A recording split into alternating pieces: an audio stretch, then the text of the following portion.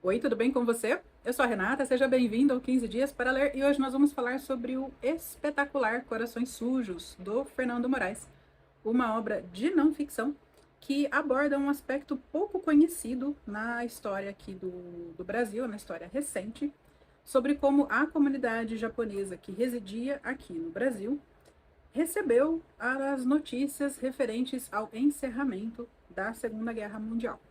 E é curioso que esse livro seja pouco conhecido aqui, que esse livro não, né? Que as histórias que este livro conta sejam pouco conhecidas aqui no Brasil, porque é aqui que está a maior comunidade japonesa fora do Japão. Imagine só que o desfecho de um evento histórico contrarie as expectativas de um determinado grupo.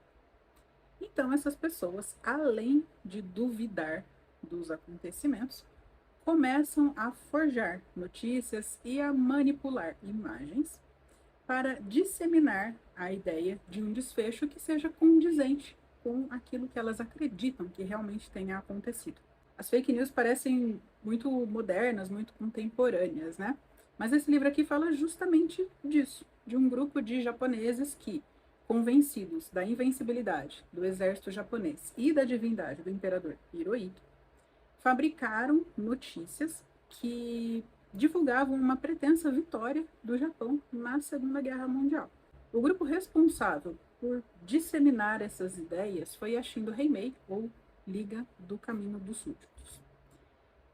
Os integrantes dessa liga não só fabricavam essas notícias, como também começaram a considerar traidores todos aqueles japoneses residentes aqui no Brasil que acreditassem que o Japão tinha sido derrotado na Segunda Guerra Mundial.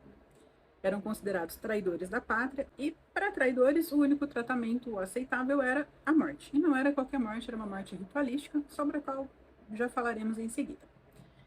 Antes de ler o Corações Sujos, eu precisei de um livro de ficção para saber dessa história, de tão pouco comentada que ela é. Eu li esse livro aqui, ó, Nihonjin, do Oscar Nakazato, vencedor do Prêmio Jabuti, inclusive. Esse livro é muito bom, mas voltamos aqui. Então eu sabia que tinha existido a Shindo Heimei, que existia esse negacionismo em torno da derrota do Japão, e eu sabia também que existiram várias restrições impostas pelo governo brasileiro aos japoneses, alemães e italianos. Só que quando eu li aqui o Nihonjin, eu fiquei me perguntando como foi possível que tantos japoneses acreditassem nessas histórias da Shindo Heimei, porque, veja, mesmo nos anos 40, quando a informação circulava de uma forma mais restrita, ainda é muito difícil você pensar que alguém consegue manipular o resultado de um evento tão importante como a Segunda Guerra Mundial. E a resposta para essas minhas dúvidas sobre como e por que uma parte tão significativa da comunidade japonesa acreditava nestas ideias está aqui em Corações Sujos. A resposta está no histórico, na forma como os japoneses foram tratados desde a chegada das primeiras famílias aqui no Brasil. Tanto o governo quanto os brasileiros trataram os japoneses como cidadãos de terceira classe, que não estavam sujeitos aos mesmos direitos que brasileiros ou europeus tinham. Só que o choque cultural entre brasileiros e japoneses foi muito maior do que aquele existente entre brasileiros e alemães e brasileiros e italianos. Eram culturas totalmente diferentes, as pessoas não se entendiam, não tinham os mesmos costumes e os brasileiros, de pronto, rechaçaram tudo que o japonês trazia de si, toda a cultura, todo o modo de vida. Mesmo os mínimos detalhes do cotidiano dos japoneses eram ridicularizados pelos brasileiros. E justamente por isso, o tipo de retaliação sofrida pelos japoneses foi diferente daquela sofrida pelos alemães e italianos, pelo menos num primeiro momento. O Brasil ainda estava vivendo sob fortes influências ultranacionalistas e eugenistas. É importante que a gente frise isso, nós estamos falando aqui dos anos 30. Então, aqueles ideais de purificação da raça, de tentar branquear o país, ainda estavam muito fortes. E os orientais não correspondiam a esse ideal da raça perfeita que se queria estabelecer aqui no Brasil. Falando assim pode parecer um pouco exagerado, mas veja só, algumas das pautas do governo contra a população japonesa viraram leis ou emendas constitucionais. Vou colar algumas datas aqui para comentar algumas leis que eu achei mais absurdas ao longo aqui do livro. Em 1933, uma lei proibiu o ensino de língua japonesa para crianças menores de 10 anos. Em 34, o então deputado Miguel Couto propôs uma emenda constitucional que limitasse uma cota de imigração por cada país. Segundo ele, o Brasil precisava se defender da chegada dos japoneses. E se essa emenda constitucional não fosse aprovada, caberia a ele apenas ensinar japonês aos seus netos, porque o Brasil estava sendo tomado pela população do Japão e o Brasil se tornaria, segundo ele, uma presa do Japão. A partir de 1938, com o objetivo de combater ideologias estranhas, era essa a justificativa, a língua portuguesa deveria ser a padrão para o ensino de qualquer disciplina escolar. Então, veja, a ideia era sempre atingir as crianças, né, a base, para que elas já fossem perdendo um dos elementos culturais mais fortes de um povo, que é a língua.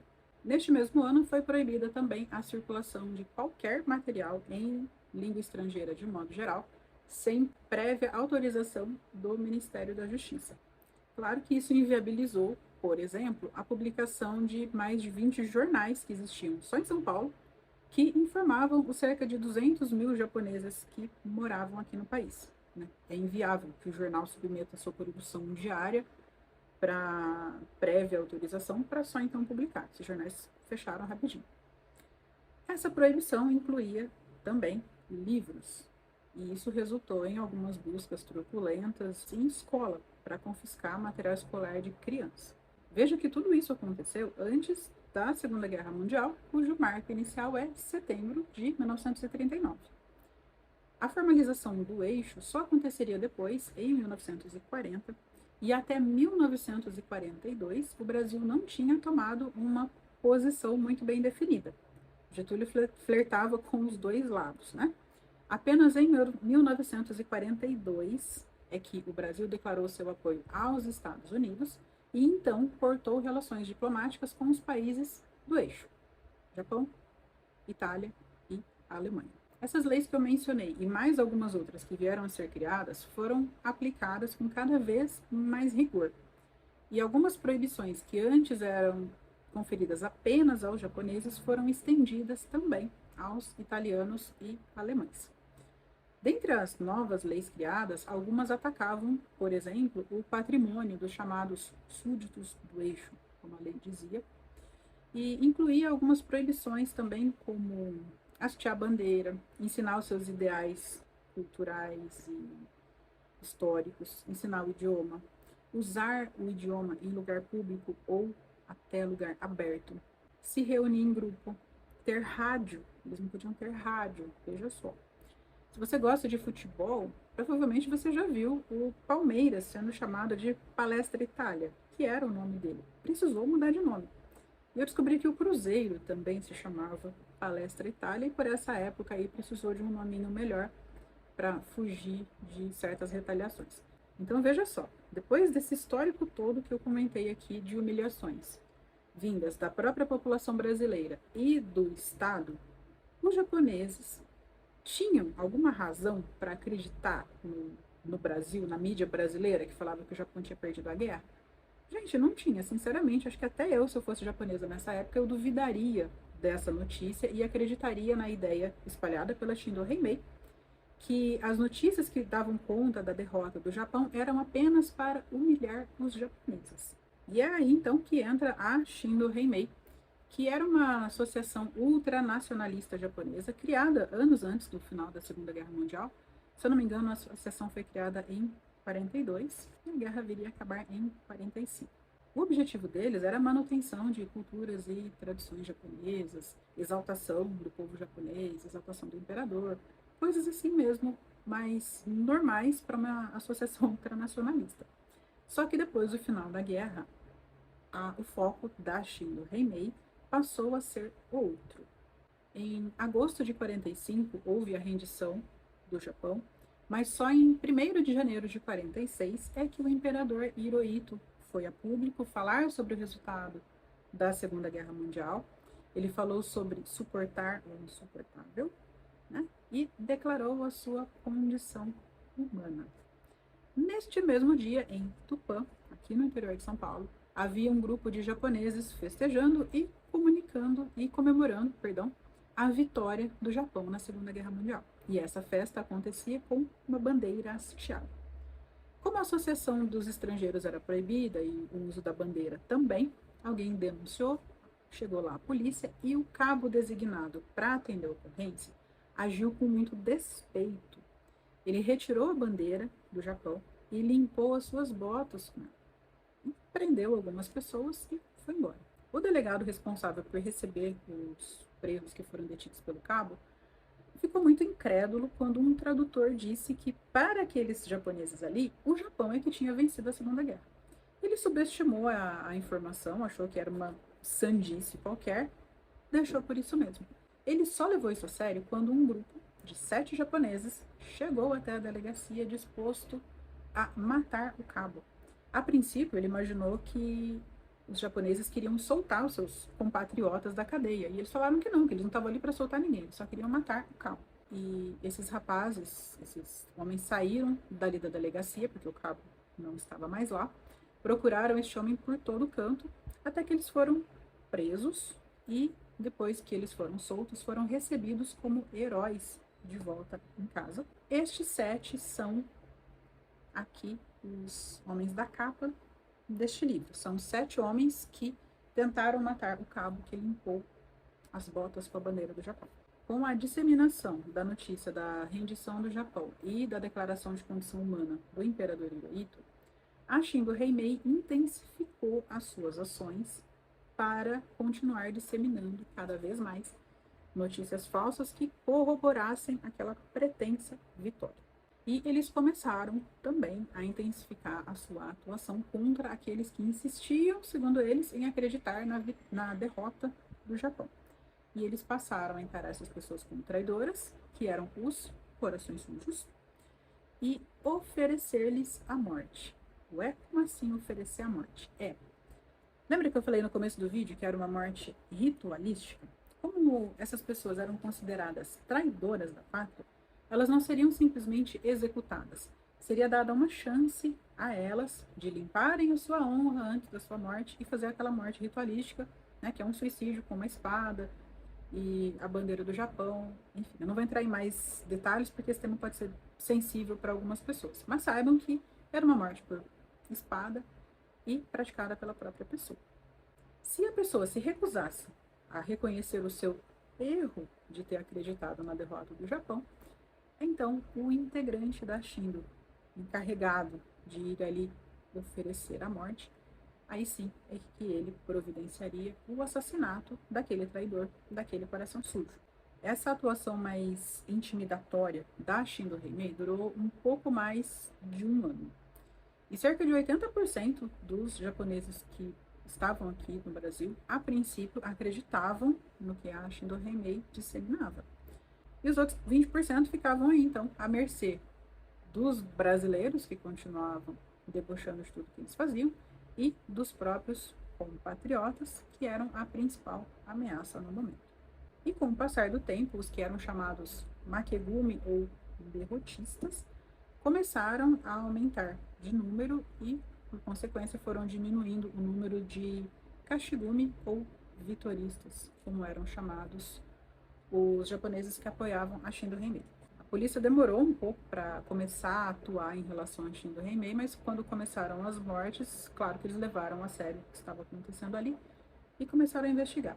E algumas escutas das rádios clandestinas que os japoneses tinham pegavam uns conteúdos absurdos, como esses que eu vou ler aqui para vocês agora. Foi nomeado pelo Japão o novo presidente dos Estados Unidos, é o coronel Lindenberg.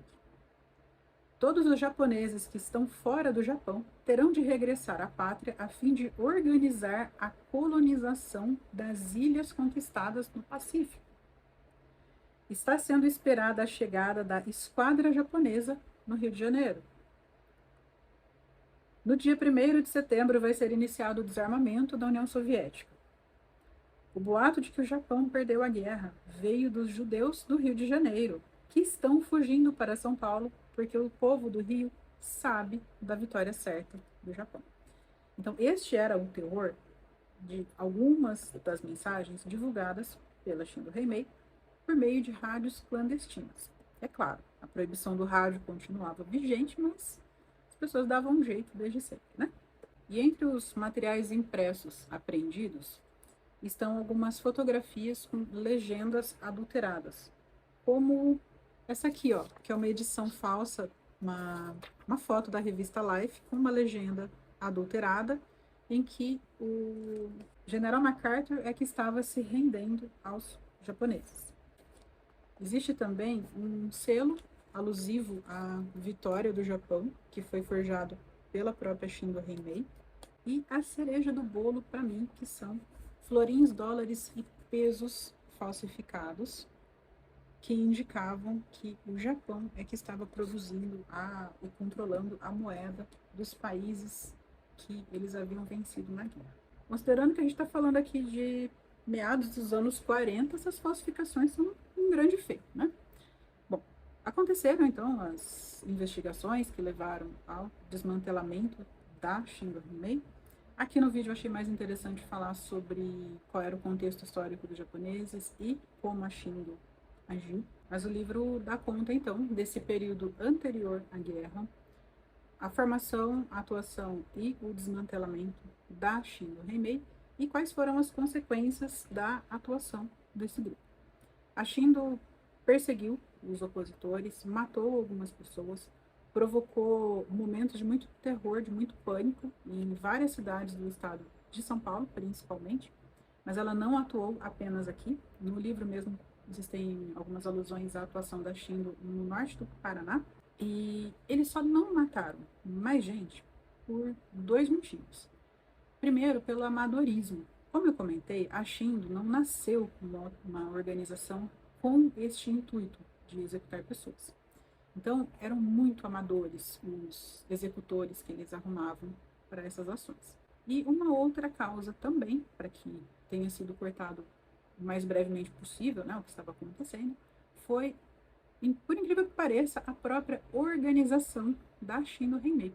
Eles eram muito metódicos em seus registros, então, para a polícia, não foi tão difícil assim chegar às pessoas mais influentes de cada região e que pudessem estar envolvidas com as mortes em nome dessa pretensa vitória do Japão.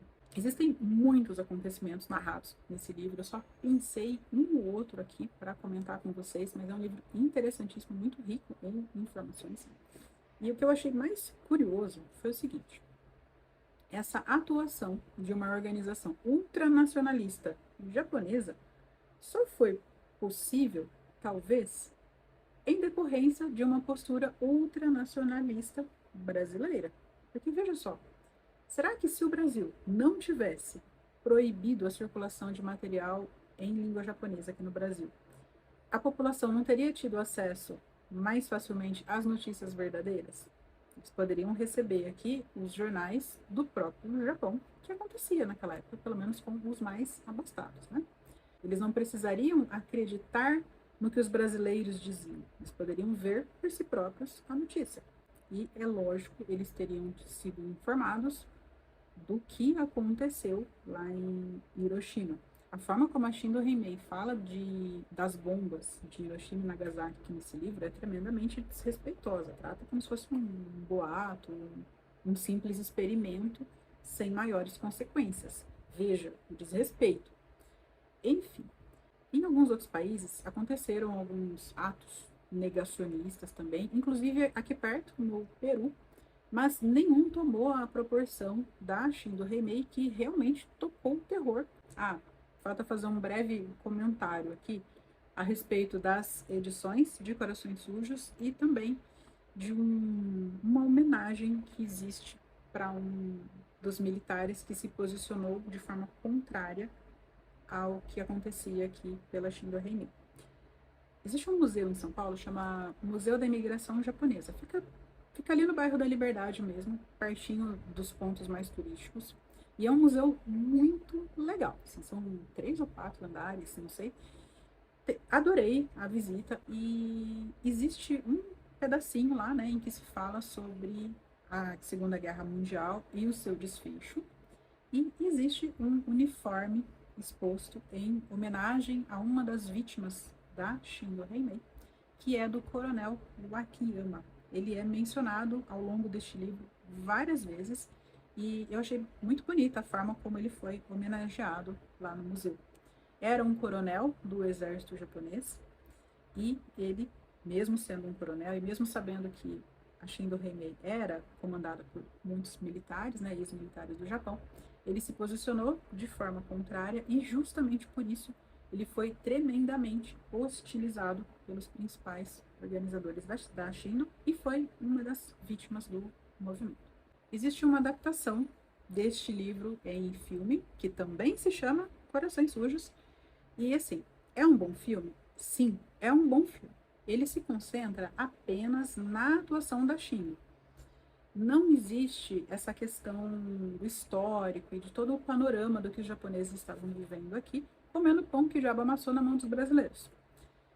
É um filme interessante, ele tem uma parte romanceada, assim, que sintetiza a agonia, principalmente essa angústia que as famílias tinham de perder os seus membros por conta dessa seita. É um filme interessante, vale a pena ver, mas eu continuo recomendando o livro, porque ele tem uma quantidade muito maior de informações. E, excepcionalmente, eu recomendo especialmente o livro físico. Eu tenho esse livro no Kindle também. Só que o Kindle não tem as imagens, e esse livro é muito rico em imagem. Você vai passando aqui, ó, você consegue ver a quantidade de capítulos que tem fotografias.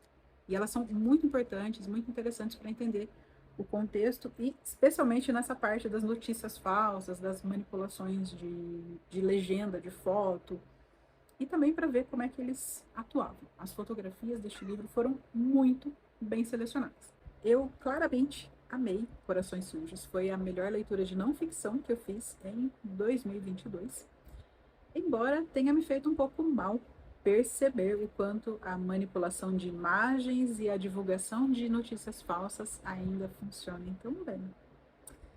Hoje nós temos muito mais acesso à informação do que as pessoas tinham nos anos 40 e ainda assim, a conferência de veracidade das informações é muito rara. Especialmente nas redes sociais, prevalece aquela ideia de que se esta imagem ou este texto corrobora o que eu penso, então necessariamente a fonte é verídica. Esse livro, além de ser excelente, também é um alerta sobre como o combate à mentira é tão necessário quanto difícil, porque muitas vezes a mentira é mais conveniente, é mais confortável do que a verdade. Gente, eu sei que esse vídeo já deve estar enorme, então muito obrigada pela sua companhia até aqui. Eu espero que você tenha gostado deste vídeo, que se interesse pelo livro.